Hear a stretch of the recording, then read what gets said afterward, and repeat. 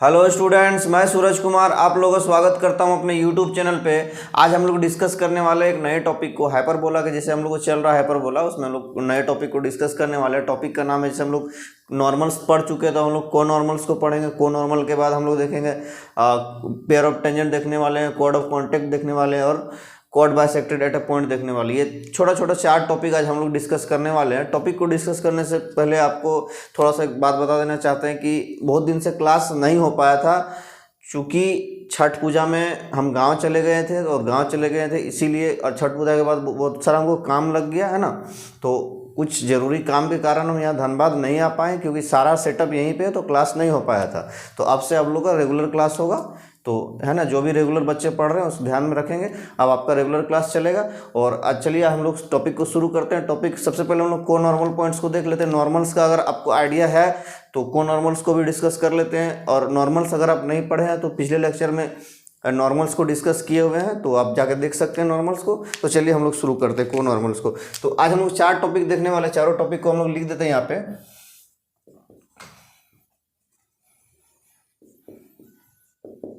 को normal points, फिर देखेंगे हम लोग पेयर ऑफ टेंजेंट,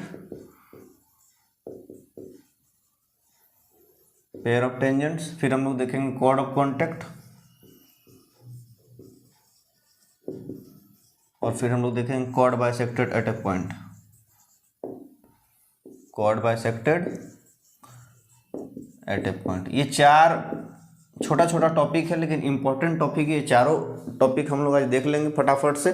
और ये चारों टॉपिक को है कि हम पैराबोला में भी पढ़ाए हुए हैं, एलिप्स में पढ़ाए हुए और पढ़ा दिए हैं, और हम इसको हाइपरबोला में भी डिस्कस कर रहे हैं।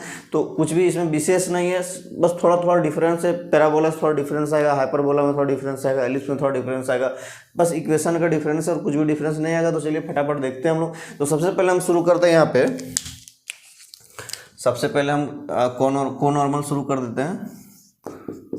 को नॉर्मल पॉइंट्स, इसको हम बहुत ही अच्छे से पैराबोला में डेरिवेशन के साथ पढ़ाए हुए हैं ना, और अभी एलिप्स और एलिप्स में भी देख लें, हाइपरबोला में देखते हैं। तो हाइपरबोला यहाँ पे सबसे पहले हम ड्रॉ करते हैं, तब आपको समझ में आ जाएगा कि को नॉर्मल का खैर तो आइडिया आपको होगा ही, और को नॉर्मल का आइडिया होने से पहले आपको नॉर्मल का भी आइडिया होना चाहिए। ये आपका एक हाइपरबोला है। हाइपरबोला का इक्वेशन है x² - y² b² बराबर 1। ये स्टैंडर्ड हाइपरबोला है, इसका सेंटर 0,0 मतलब ओरिजिन पे सेंटर है। इस पे हम लोग को नॉर्मल पॉइंट्स को देखेंगे। को नॉर्मल पॉइंट्स क्या होता है? अभी आपको पैराबोला में एक चीज़ हम पढ़ाए हैं कि किसी एक पॉइंट से मैक्सिमम 3 नॉर्मल ड्रॉ किया जा सकता है। ठीक है, जैसे कोई एक पैराबोला है, यहाँ पे हम कर दे रहे हैं, देखिए कोई पैराबोला y² 4x मान लीजिए ना, तो किसी एक पॉइंट से मैक्सिमम कितना नॉर्मल ड्रॉ किया जा सकता है? तो 3 नॉर्मल ड्रॉ किया जा सकता है। 3, इससे ज़्यादा इस पॉइंट से, मान लीजिए ये पॉइंट P है, तो इस पॉइंट P से 3 से ज़्यादा नॉर्मल ड्रॉ नहीं किया जा सकता। ये बात क्लियर है? ठीक है, किसी और पॉइंट से फिर 3, maximum two maximum 3 normal draw किया जा सकता है। और इसमें हम हर एक कंडीशन को भी बता दिए कि किस कंडीशन में कितना नॉर्मल ड्रॉ होगा। मैक्सिमम तो 3 है, लेकिन किसी किसी पॉइंट से 2 ही नॉर्मल ड्रॉ होगा, किसी किसी पॉइंट से 1 ही नॉर्मल ड्रॉ होगा, किसी किसी पॉइंट से नॉर्मल ड्रॉ ही नहीं होगा। तो ये कंडीशन होता है। पैराबोला में आपको सारा कंडीशन पढ़ा दिए। तो पैराबोला में क्या होता है, मैक्सिमम 3 नॉर्मल्स ड्रॉ कर सकते हैं, और जहाँ पे इस पैराबोला को इंटरसेक्ट करता है वो नॉर्मल्स, वो पॉइंट्स को क्या बोलते हैं? को नॉर्मल पॉइंट्स बोलते हैं। ठीक है, तो ये पैराबोला का। अब हम थोड़ा सा एलिप्स को भी बता देते हैं, हम एलिप्स भी पढ़ा दिए हुए। तो ये आपका स्टैंडर्ड एलिप्स है, हॉरिजॉन्टल फॉर्म वाला। तो इसमें क्या बताया था, किसी एक पॉइंट से कितना नॉर्मल ड्रॉ किया जा सकता है? 4 नॉर्मल ड्रॉ किया जा सकता है। 1 2 3 4, ये 4 नॉर्मल ड्रॉ किया जा सकता है किसी एक स्पेसिफिक पॉइंट से। ठीक है, दूसरा पॉइंट से देखेंगे तो कहीं और 4 नॉर्मल ड्रॉ कर सकते हैं। जरूरी नहीं कि हर एक पॉइंट से 4 ही नॉर्मल ड्रॉ कर सकते हैं, लेकिन मैक्सिमम कितना, यहाँ पे हम लिख देते हैं मैक्सिमम कितना ड्रॉ कर सकते हैं? तो 4 ड्रॉ कर सकते हैं। इसमें मैक्सिमम कितना? तो 3 ड्रॉ कर सकते हैं। अब हम लोग क्या देखेंगे, हाइपरबोला में देखेंगे। हाइपरबोला में मैक्सिमम कितना नॉर्मल ड्रॉ किया जा सकता है किसी एक पॉइंट से। ठीक है, यहाँ पे पॉइंट चेंज करेंगे तो फिर कंडीशन भी चेंज हो जाएगा कि कितना नॉर्मल ड्रॉ होगा। सारा का कंडीशन हम आपको बता दिए एलिप्स और हाइपरबोला में। चलिए एलिप्स और पैराबोला में, तो हाइपरबोला को भी देख लेते हैं कि कितना नॉर्मल ड्रॉ कर सकते हैं। तो एक को यहाँ पे पॉइंट ले रहे हैं P, ये पॉइंट P ले लें, तो इस पॉइंट P से हम कितना मैक्सिमम टू मैक्सिमम कितना नॉर्मल ड्रॉ कर सकते हैं इस हाइपरबोला में? तो इसमें भी हम लोग 4 मैक्सिमम कितना ड्रॉ कर सकते हैं, मैक्सिमम 4 नॉर्मल ड्रॉ कर सकते हैं। ये बात आप ध्यान में रखेंगे। ये सब क्वेश्चन आपको एग्जाम में डायरेक्टली पूछ लेगा कि पैराबोला में किसी एक पॉइंट से मैक्सिमम कितना नॉर्मल ड्रॉ किया जा सकता है, 3। एलिप्स में कितना ड्रॉ किया जा सकता है, तो 4। और हाइपरबोला में कितना ड्रॉ किया जा सकता है, तो 4। ये बात आप ध्यान में रखेंगे, ठीक है। कम तो हो ही सकता है, 4 से कम तो ड्रॉ कर ही सकते हो, कोई दिक्कत नहीं, लेकिन 4 से ज़्यादा नहीं ड्रॉ कर सकते। 4 भी कर सकते हैं, 4 से ज़्यादा नहीं कर सकते। तो एक पॉइंट, एक नॉर्मल यहाँ मान लीजिए है, एक नॉर्मल यहाँ है मान लीजिए, एक नॉर्मल यहाँ कहीं आ रहा मान लीजिए, एक नॉर्मल यहाँ कहीं आ रहा मान लीजिए। तो ये 4 नॉर्मल इस तरह से हम ड्रॉ कर सकते हैं। जरूरी नहीं कि नॉर्मल इसी टाइप से होगा, नॉर्मल कहीं भी हो सकता है। बस आपको सेंस समझना है कि किसी एक पॉइंट से मैक्सिमम 4 नॉर्मल ड्रॉ कर सकते हैं। और ये पॉइंट्स, ये जहाँ पे इंटरसेक्ट करेगा हाइपरबोला को, उन चारों पॉइंट्स को क्या बोलेंगे, तो कोनॉर्मल पॉइंट्स बोलेंगे। क्या बोलेंगे, कोनॉर्मल पॉइंट्स बोलेंगे। और यही कंडीशन एलिप्स और यही कंडीशन पैराबोला में भी होता था, ठीक है। तो हम चारों पॉइंट का नाम दे देते हैं, एम एन, और यहाँ पे दे देते हैं, पी तो दिया हुआ है, क्यू और आर दे देते हैं, ठीक है। तो एम एन क्यू आर, यहाँ पे क्या लिख देते हैं, M N Q R conormal points. ये चारों क्या है भाई, तो कोनॉर्मल पॉइंट्स है। तो ये चारों कोनॉर्मल पॉइंट्स। अब ये चारों कोनॉर्मल पॉइंट्स क्या क्या होगा, तो आपको पैरामेट्रिक कोऑर्डिनेट पढ़ाए हुए हाइपरबोला का स्टैंडर्ड फॉर्म में पैरामेट्रिक कोऑर्डिनेट कितना होता है, तो a sec theta, b tan theta, यही होता है, ठीक है। तो इन चारों पॉइंट का मान लीजिए ये पॉइंट थीटा 1 है, ये पॉइंट थीटा 2 है, ये पॉइंट थीटा 3 है, और ये पॉइंट थीटा 4 है। तो इस हिसाब से चारों पॉइंट का कोऑर्डिनेट क्या होगा, तो ये चारों पॉइंट का कोऑर्डिनेट हम यहाँ पे लिख रहे हैं। ये मान लीजिए ये थीटा 1 है, a sec theta 1 b tan theta 1, ये पहला पॉइंट हो गया। सेकंड वाला देखिए, a sec theta 2 b tan theta 2, ठीक है। थर्ड वाला देखिए, a sec theta 3 b tan theta 3, और ये चौथा वाला क्या हो जाएगा, a sec theta 4 b tan theta 4। ये चारों पॉइंट इस तरह आपको निकल के आ गया।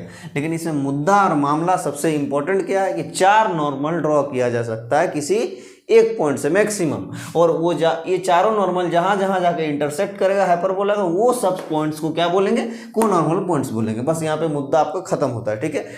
पैराबोला में भी ध्यान रखेंगे 3, एलिप्स में भी ध्यान रखेंगे 4। तो यहाँ पे हम डायरेक्टली शॉर्टकट करके लिख देते हैं, इसको आप लिख सकते हैं, maximum number of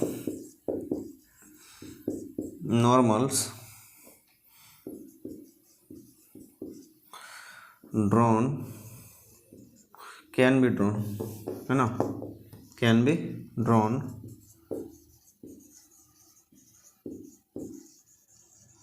from a specific point in, सबसे पहला पैराबोला। तो कितना ड्रॉ किया जा सकता है, 3 मैक्सिमम। एलिप्स कितना, 4, और हाइपरबोला 4, ठीक है। तो 3 4 4, इसको आप ध्यान में रखेंगे। ये आपका कोनॉर्मल आपका फिनिश होता है इसमें। इसका डेरिवेशन पैराबोला में बहुत अच्छे से हम डिस्कस कर दिए हुए हैं, आप वहाँ पे भी जा देख सकते हैं।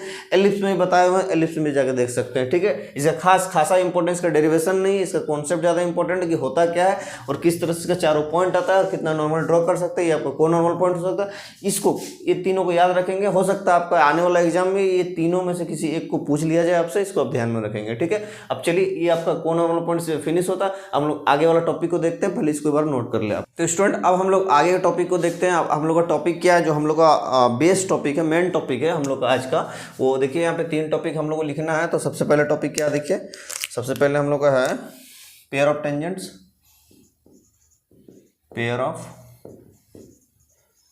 टेंजेंट्स। टेंजेंट्स तो पढ़ ही लिए, पेयर ऑफ टेंजेंट्स भी देख लेंगे, ठीक है। और अगला टॉपिक क्या है, chord of contact, chord of contact, छोटा छोटा टॉपिक है, ज़्यादा विशेष इसमें कुछ नहीं। और एक टॉपिक क्या है, chord bisected, chord bisected at a point, ठीक है। 3 टॉपिक है, तीनों को देखते हैं। तो पैराबोला हाइपरबोला ड्रॉ करते हैं, उसके बाद समझने की कोशिश करते हैं क्या कहना चाहते हैं। ये हाइपरबोला हम लोग का, ये हाइपरबोला, कोई भी हाइपरबोला जरूरी नहीं स्टैंडर्ड ही है, ठीक है। और दो टेंजेंट लेते हैं। पेयर ऑफ टेंजेंट की बात करें तो दो टेंजेंट लेते हैं, एक इस पॉइंट से ले लिए एक टेंजेंट, और कहीं एक इस पॉइंट से ले लिए हम। जरूरी नहीं कि सिमेट्रिक पॉइंट ही है, कहीं से ले सकते हैं, ठीक है। और ये जाके इंटरसेक्ट कर रहा है किसी पॉइंट पी पर, और पी का कोऑर्डिनेट x1, y1 है, ठीक है। ये हाइपरबोला थोड़ा देर के लिए मान लीजिए कि स्टैंडर्ड ही है, x² - y² b² बराबर 1, ठीक है। ये आपका दो टेंजेंट है किसी पॉइंट से, मान लीजिए mn है, m और n पॉइंट से इंटरसेक्ट कर रहा p पे। इंटरसेक्ट कहाँ कर रहा है? p पे जाके। तो ये दोनों पॉइंट का कंबाइंड इक्वेशन हम लोग कैसे लिखेंगे? अलग अलग इक्वेशन तो लिखने सिखा दिए हैं कि m का ये पॉइंट m पे है तो m का एक पॉइंट से डिस्टर्ब करेंगे, x1 से एक पॉइंट को y1 से, फिर इसका लिखते हैं n से। तो अलग अलग से तो इस तरह से लिखना आपको सिखा दिए हैं, टेंजेंट में को पढ़ा दिए हैं, point form, parametric form, slope form सब पढ़ा दिए हैं। लेकिन डायरेक्टली दोनों टेंजेंट का, पेयर ऑफ टेंजेंट का इक्वेशन लिखना, पेयर ऑफ टेंजेंट, जैसे पेयर ऑफ स्ट्रेट लाइन पढ़ते हैं हम लोग तो उसका अलग से लिखा था, उसी तरह हम लोग पेयर ऑफ टेंजेंट पढ़ेंगे। तो पेयर ऑफ टेंजेंट पढ़ने के लिए आपको क्या इक्वेशन होता है, तो कुछ टर्म यहाँ पे हम लिख देते हैं, कुछ टर्म जरूरी है सीखने के लिए। सबसे पहले यहाँ पे देखिए एक टर्म यूज होता है हम लोग को s, एक टर्म यूज होता है s1 और एक टर्म होता है t। तो तीन टर्म यूज होगा, यही तीनों टर्म से हम लोग ये तीनों टॉपिक क्लियर हो जाएगा, ठीक है। तो बताते हैं s क्या है, s1 क्या है, t क्या है, ठीक है। यहाँ पे हम लिख दे रहे हैं। तो s बोले तो यही कर्व का बात कर रहा है, जिस कर्व पे हम लोग पेयर ऑफ टेंजेंट निकालना उसी कर्व का बात कर रहा है, लेकिन सारा चीज को LHS में लेके आ जाना है, ठीक है। तो s का मतलब क्या हो गया, यहाँ पे लिख दे रहे हैं हम ब्लू से, x² - a² - y² - b² -1 बराबर 0। ये आपका क्या हो गया, s हो गया। और एक क्या यूज होता है हम लोग का, s1 यूज होता है ना, ये s हो गया, s1 बोले तो इस पॉइंट से हम लोग को रिप्लेस कर देना है कर्व को, इस पॉइंट से जहाँ पे इंटरसेक्ट कर रहा है, उसी पॉइंट से रिप्लेस कर देना है इस कर्व को। तो x को रिप्लेस कर देंगे x1 से और y को रिप्लेस कर देंगे y1 से, पूरे -1 बराबर 0। ये s हो गया, ये s1 हो गया। और एक टर्म यूज होता है t मतलब टेंजेंट ही मान के चलिए। तो टेंजेंट में क्या करते हैं, एक x को डिस्टर्ब करते हैं x1 से और एक y को डिस्टर्ब करते हैं y1 से, तो किस पे, कर्व पे। लेकिन यहाँ पे पॉइंट ऑफ कांटेक्ट वाला x1 y1 वाला कोऑर्डिनेट नहीं है, जहाँ पे इंटरसेक्ट कर रहा है उससे डिस्टर्ब करना है, ठीक है। तो टेंजेंट नहीं समझेंगे और टेंजेंट टाइप का समझेंगे, ठीक है। तो जहाँ पे इंटरसेक्ट कर रहा है इससे डिस्टर्ब करेंगे, बस वही ध्यान रखना। तो इसमें क्या लिखेंगे, x1 a² - y1 b² -1 बराबर 0, ठीक है। तो s का भी वैल्यू मालूम हो गया, s1 का भी वैल्यू मालूम हो गया और t का भी वैल्यू मालूम हो गया, ठीक है। तो अब हम लोग ये तीनों हम यहाँ पे घेर देते हैं क्योंकि तीनों में यूज होने वाला है, ठीक है।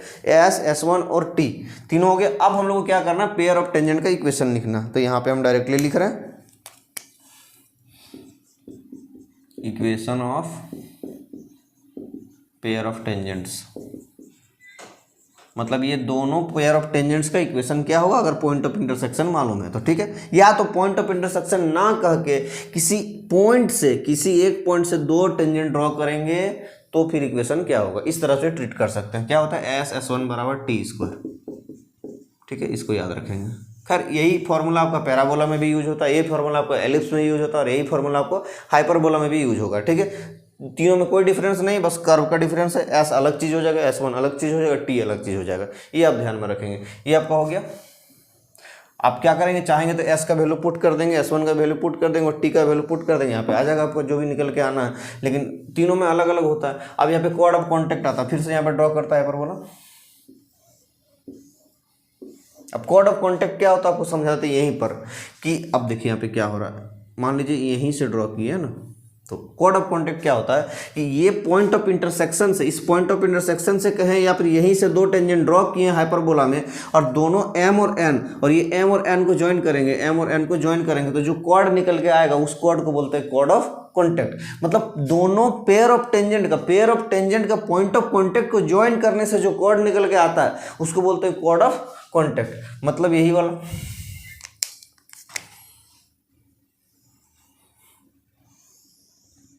यहाँ मान लीजिए पॉइंट ऑफ कॉन्टैक्ट है ना, ये x1 y1 है, ये पॉइंट P है, ये mn है, m और n। तो जहाँ पे पॉइंट ऑफ कांटेक्ट हो रहा है पेयर ऑफ टेंजेंट का दोनों का, और उसको अगर ज्वाइन करने से जो कोड आता है, उसको ज्वाइन करने से जो कोड आता है, जरूरी नहीं कि हॉरिजॉन्टल से पैरेलल होगा। इस तरह से यहाँ पे हम थोड़ा सा अलग कर देते हैं ना, ताकि आपको कन्फ्यूजन ना हो।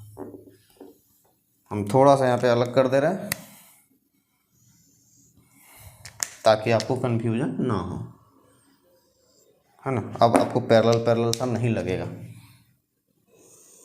है ना। यहाँ पे m है, तो ये mn जो है, ये mn जो है, यही mn क्या है हम लोग का कोड ऑफ कॉन्टैक्ट है। तो कोड ऑफ कॉन्टैक्ट का इक्वेशन क्या होता है, लिख देते हैं यहाँ पे। तो कोड ऑफ कॉन्टैक्ट का इक्वेशन होता है equation of code of contact t बराबर 0।